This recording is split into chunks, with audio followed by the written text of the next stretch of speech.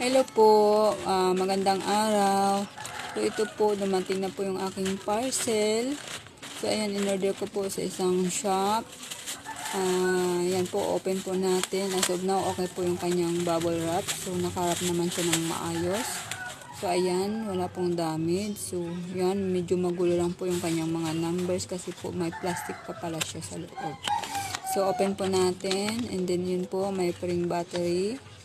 Yan. So, ayan po, isi-set up po natin, ikakabit po natin ang battery. So, titesting po natin kung okay ba siya, umaandar ba. So, yun po, umaandar po. So, it means is okay.